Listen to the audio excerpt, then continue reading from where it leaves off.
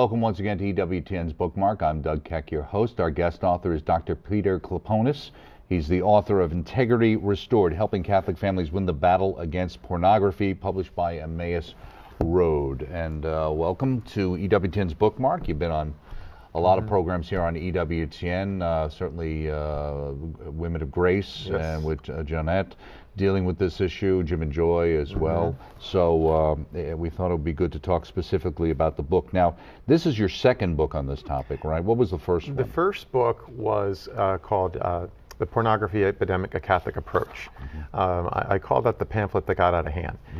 Janet Bankovic had asked me to write a pamphlet on pornography, and it ended up being 100 pages. So she said, well, let's just publish it as a short book, and we did, and it did very well. That was in 2012. Unfortunately. Unfortunately, in some yeah. ways, right? Yes, and that was back in 2012. So.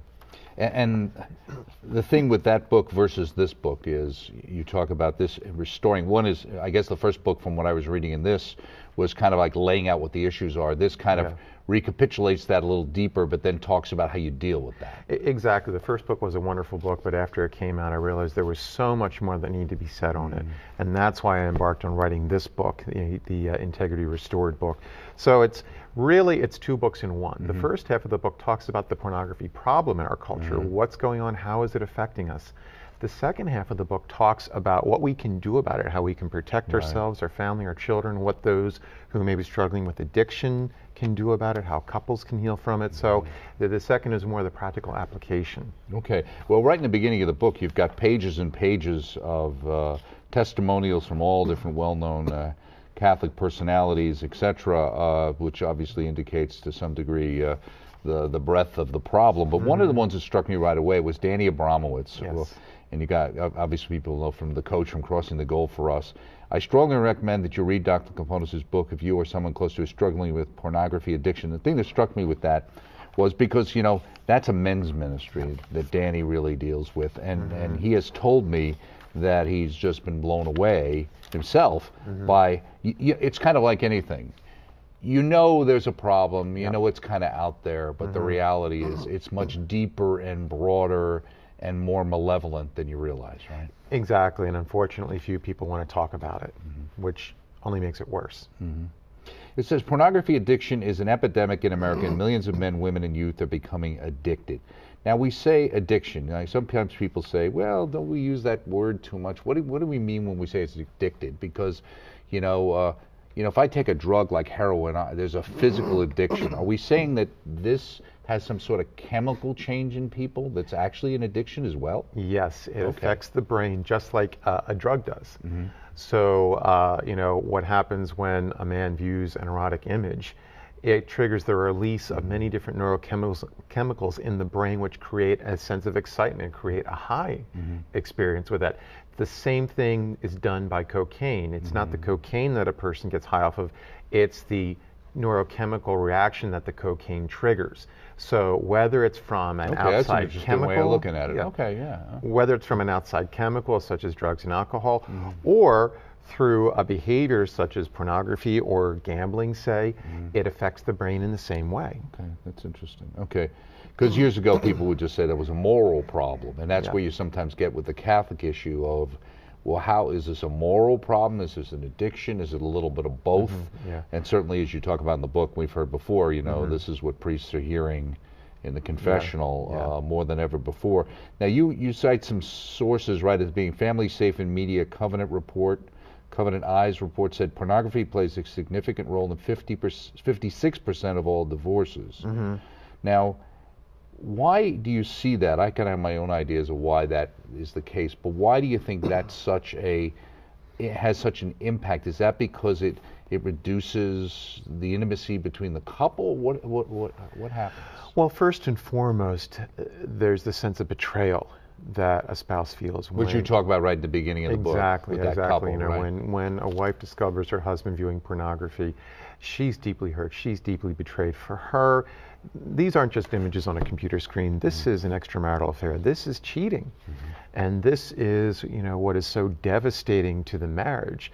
And, as with any addiction, after a while, a tolerance develops. A little isn't enough. You need more of the drug to get the same effect. The titillation. Exactly. Right, So what happens is a lot of times it doesn't just stop with pornography.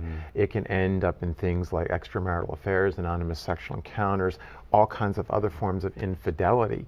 So the effects are just rampant in here, and it's devastating to a marriage. Well, it's interesting in a way because in a sense you've got, and certainly you talk about all the forms, you go through the history from the 1940s on in the book, but the idea of the internet obviously is, let alone your phone. Exactly. You can take your porn with you, portable porn here, but the idea of, it's kind of unreal. You're dealing with it, and like you said, next thing you know, you're chatting with a real person. Next thing you know, you're on Ashley Madison. Next thing you know, you're having an affair, like you said, and each one brings it to another level of excitement, right? Exactly. Slowly, that door is open to all kinds of vice and problems with that, and you don't realize, no one ever sets out to become addicted to anything.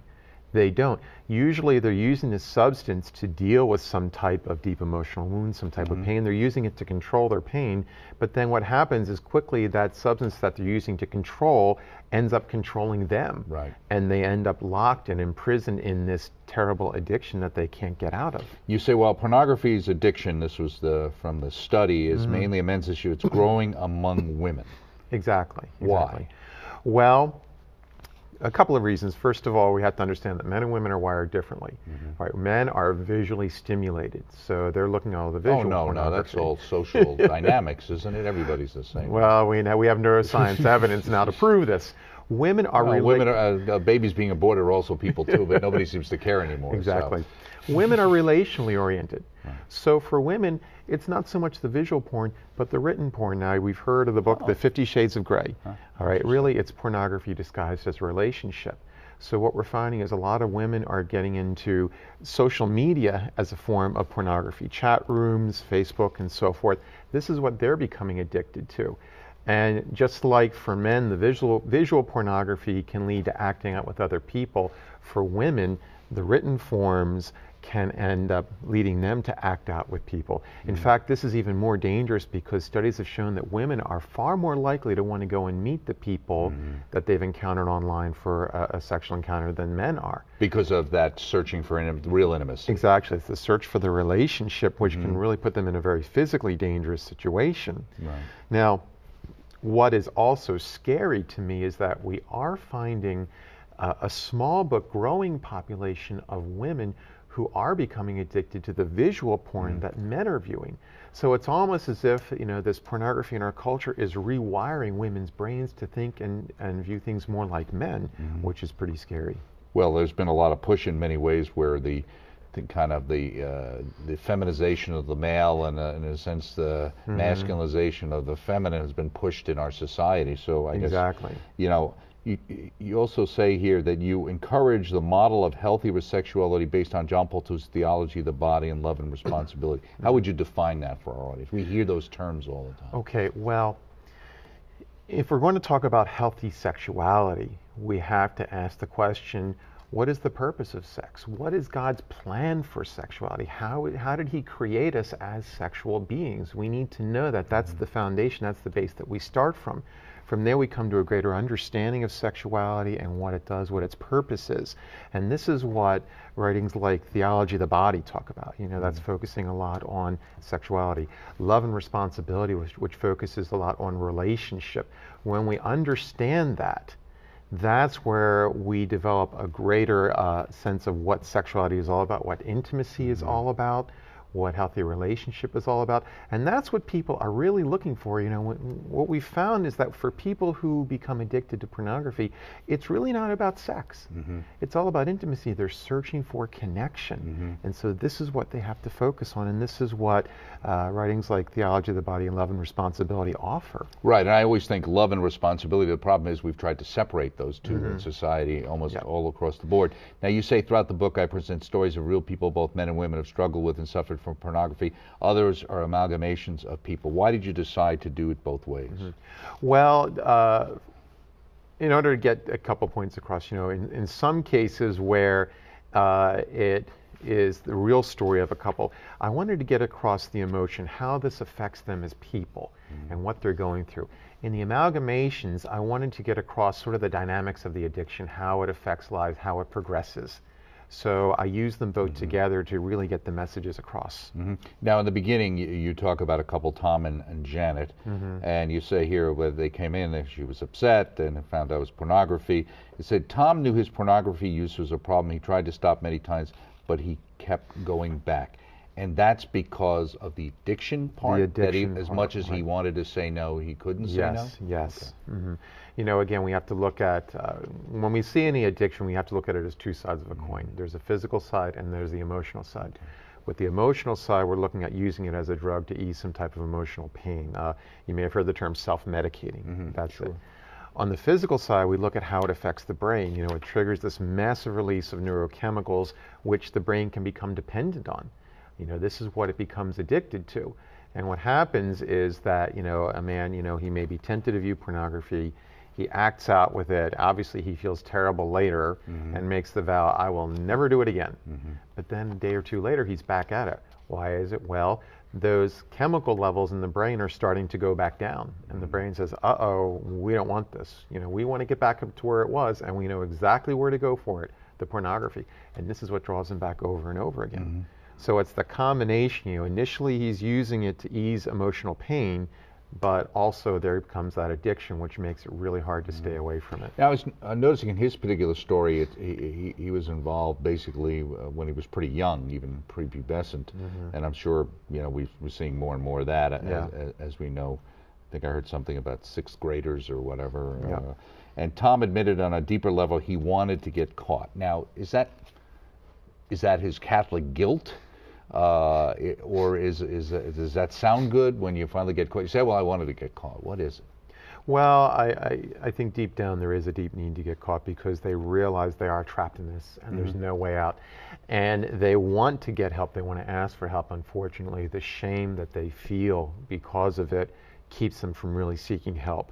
So, when they are caught, in the end they see, wow, this really is a blessing. Thank God for this. Thank God, because they wanted help. They really wanted this to come out so they could get the help they needed. And there may be a little bit of Catholic guilt in that, but who says that there's anything really wrong with that? Oh, I'm not saying there's anything wrong. There's nothing wrong with feeling guilty about things you shouldn't be doing. I mean, and we have to, in dealing with this issue, we have to separate guilt from shame. What's the difference? Well, shame focuses on the person, guilt focuses on the action.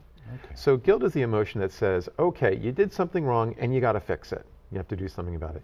Shame says you did something wrong, and because of this, you're this terrible, horrible person, and you should just go and hide. Just hide it. So and you'll never be able to really change anyway. No. And after you've done this, what till these people find out about you? Exactly. The devil whispers in your ear. Oh, yeah. Right. Okay. But what that leads to is a terrible loneliness and isolation that is really crippling. But unfortunately, that kind of keeps them stuck there. So, getting caught, I see that as a blessing. That's an act of the Holy Spirit stepping in and pulling a person out of that shame. Right. Well, one of the places here, there's, before we get to this part, because I was listening to what you're saying, the emotional side, I thought this was interesting. On page 41, talks about all these kind of, the typical wounds that men are coping with. Like you said, I'm self-medicating, so some of the different ones. Narcissism, this is becoming a big problem today, especially among young people. Extreme form of selfishness. So why would that want me to be interested in pornography? Is that a function of control? Is that a function of the fact that I don't need to give anything of myself to get this high? It's all of that. Unfortunately, when you look at young people in our culture, for a couple of generations now, they've been raised with this incredible sense of entitlement. That's not good, huh? It's not good. You have parents, they put their kids up on pedestals, they give them everything they want. In our culture, they're on sports teams where everybody wins a trophy, and there comes a sense that, my needs are paramount. And I have the right to get them met any way I want. If that means using pornography, I'm going to use it, and no one can say that I'm wrong. I shouldn't be frustrated in anything I'm trying to do. It may hurt self-image, right? Exactly. And as long as it's being done between consenting adults, there's no problem. Right. Okay. And in this case, there's only one consenting adult. Mm-hmm. Family of course, if they're addicted, maybe they're not really consenting. Yeah. Family of origin wounds. So obviously, people growing up with skewed views of sexuality, right? Exactly. I work with so many people growing up in homes where there's abuse, physical, emotional, sexual abuse, neglect, a death in the family. The other day I was working with a young man in his 20s. He lost his mother to breast cancer when he was 13. He never was really able to properly grieve it, and he just self-medicated with pornography. Divorce is a huge wound. Unfortunately in our culture, because it's so prevalent, we tend to downplay the effects of divorce on children, but it's traumatic. Well, because the theory used to be it would be better for the children. We find that it's not, Right. And of course, if there's an addiction in the family, often when I work with people who are addicted, you go through their family history and you see there are addictions that run through the generations. The substances may be different. Which might be the reason that people got divorced in the first place for Exactly. that child. This was what, peer rejection, and the other one you mentioned earlier, loneliness. Peer rejection is a big thing. A lot of times I work with men who grew up and, they were rejected by their peers. Maybe they were bullied. Maybe, they were the fat kid. They were the short kid. They weren't good at sports and so forth. And they were rejected by their peers. And that's very painful for a child. Very painful. Peer acceptance is so important. And then, of course, most people who get into pornography, it's usually in their adolescent years or teenage years, often out of curiosity. But these types of kids tend to turn to it to self-medicate for that pain of rejection. And there's some other ones here, excessive pressures, etc. This is one here that struck me, anger. Why anger? Well, anger we know is very much associated with addictions for acting out. When a person is angry, what are they doing? They're holding on to lots of resentments. A lot of resentments going back through their entire life. All right, and there's this sense of entitlement that comes out of this. I've had such a hard life, tough life. It isn't easy. Nobody seems to be on my side. Nothing's going my way, so I deserve some relief. I deserve a break. I'm entitled to it, and that's what can lead into that. Now, later on in the book here, you have on page 127, basically how pornography affects children and teens. I thought some of this was interesting, and you're talking about all the different ways we're inundated with it. But I thought this was important. These messages are different for boys and girls, what they get. And the messages for boys, women are there for your pleasure. It's okay to use them. Women don't have thoughts or feelings. They don't need to be respected. This is the one I remember starting to hear when I was in college, which I knew. Women love sex and can't get enough of it. I remember this one guy saying, "Oh, I wanted this much weed." I don't think that's the case. But that seems to be more and more. So no wonder you have guys going out with girls who are expecting to basically go to bed with her the first, and if it's not, I think in reading in this, the third date, then there's something wrong with the relationship or something. Exactly. Right? They're judging their relationships based on what they see in pornography. And then you go into you talk about, there's some others there. Then you talk about, for the girls, it's interesting. In order to be loved and desired by men, you must look and act like a porn star. Now, sometimes you see these little kids being dressed up, and I'm not talking about Honey Boo Boo type things, but I mean in the stores or in mainline, and the kids are all dressed like and you're saying, how old are those kids? And they're dressing for their for their classmates, all about what I look like. And it's unfortunate, but sex sells, and we know for a fact that many of the big designers today are now targeting the tweeners. They're getting them younger and younger, and they're really over-sexualizing them. They're bringing them into a world that they're not ready for yet. Cognitively, their brains are not developed enough to where they can understand it, but they're being pushed into this sexualized culture. Right. That's why I always used to think that the grammar school that goes through 8th grade is a better model than kind of having this middle school, which tends to push 6th and 7th and 8th graders into this, we're really sort of in high school, and kind of a thing was never necessarily a good idea. Now, you also talk about the fact that in this book you can actually evaluate your risk for internet pornography addiction on page 54, so that you actually could take this test. Did you ever take the test? Yes. How'd you do? I did pretty well. Yeah. I tested as a low risk. Okay. I did. Well, I can't remember my number, but I remember. I was just wondering with these kind of things, because one of the things I know we always tried to do in our house was to say, especially when the kids and everything were young, there was one computer, it was in the main room that everybody could see. Because as much as we all like to believe that we won't be tempted, the person who thinks they can't be tempted is the most likely to be tempted. Exactly. And so you end up with this thing. And you had talked about also the whole idea of how much money is involved in this. And I mentioned earlier about kind of how we got here. Yep. It's interesting though, I remember the Playboy magazine, obviously, in the 60s, sexual revolution, and the 70s, it was a free love kind of thing into late 60s into the 70s. And then you get into the 80s with the VCRs, of course, and maybe we all remember going into the videotape store if you're old enough, and the little closet back room there that people would get whatever they wanted, and obviously the DVDs and then the internet, and it gets more and more invasive. But the one that struck me the most interesting was you started off with the pinup girls from the 1940s, which we all know from the World War II movies, Betty Grable or Rita Hayworth or whoever it might have been at the time. And you actually say that in a sense was the beginning of it.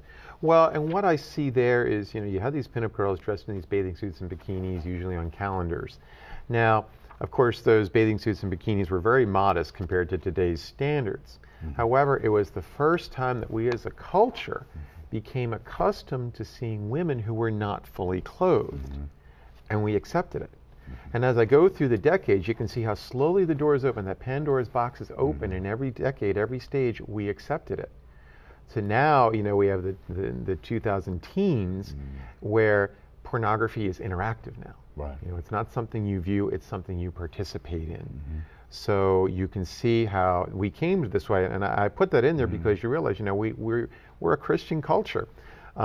Just 100 years ago, if a woman showed as much as a bare ankle or an elbow, it was considered scandalous. Right, exactly. So how did we get here? What happened? And this is what I did in my research. I saw, it was slowly the door opening in every decade. And also looking back at some of the, Masterson Johnson and all these other studies, which all turned out to be basically incorrect.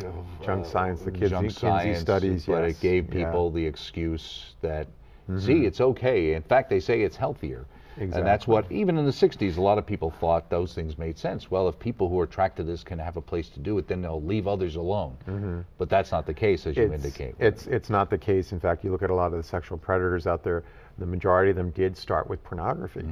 So which if people step back, of course, it makes plenty of sense why that would be that would be the case. One thing I'm wondering too with that, even in marriages and relationship, then you'd say, well, as a Catholic family, how could this be happening? But of course, it's there too. It's everywhere.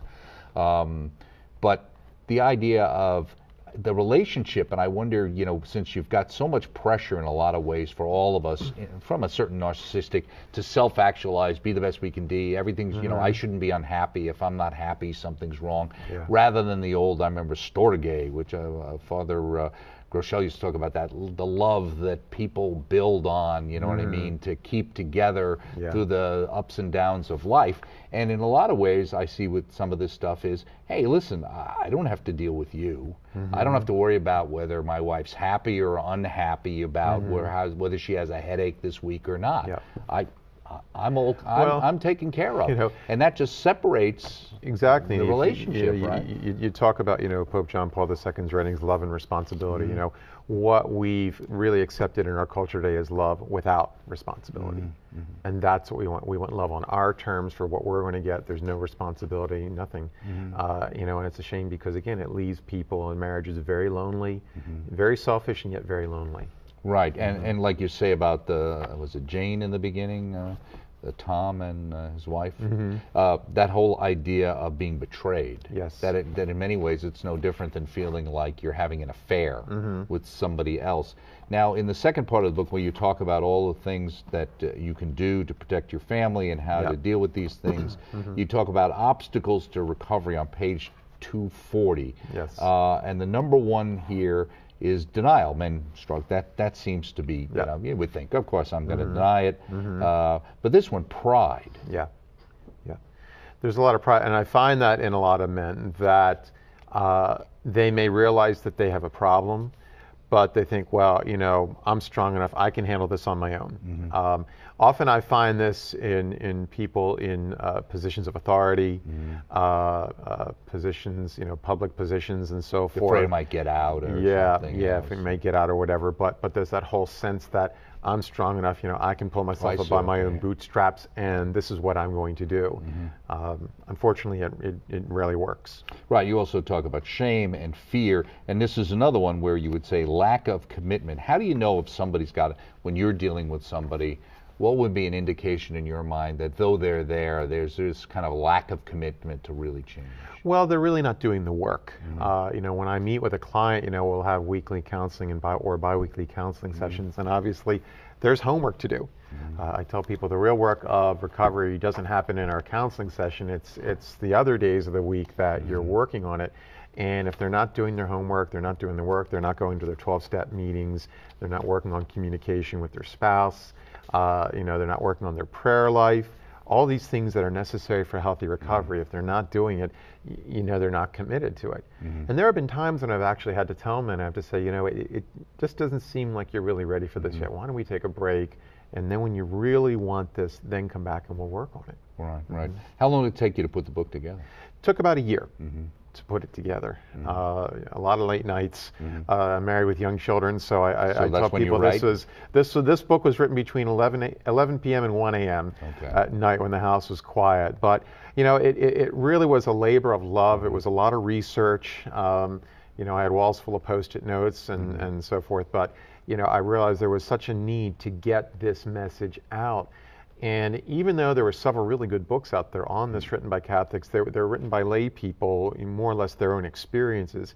There needed to be that's true. Yeah. I interviewed some of them, right? Yeah. There needed to be a book written by a Catholic mental health professional who could really tell you, what's going on with the addiction, with the brain, with the relationships, all of that going on. So, and that's where this came out of. And we need this in our church. Unfortunately, the Protestants are light years ahead of us when it comes to dealing with this issue. They've been dealing with this about maybe 10 years longer than we have. And why is that, just before we go? Well, I think a lot of it goes back to the way they worship. Our worship is more focused on sacrament. Theirs is focused more on scripture and sermon. So a lot of the sermons are about scripture, applying it to daily life, marriage and family life and so forth. We know great people like Dr. James Dobson and focus on the family and so forth. Right. So you are going to find more books out there on those topics, but we need it too. And so this is why I came out with that book. I'm actually coming out with another book now. The next book is going to be called Integrity Starts Here, which is sort of a workbook, and it really is the recovery program for those who are addicted. Right, this is the path to recovery. Well, thank you very much, Dr. Peter Kliphonis, for joining us here on Bookmark and for doing this fine work.